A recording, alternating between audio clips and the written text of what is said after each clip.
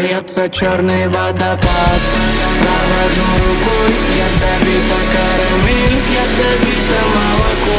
Поражение стрела, в область живота.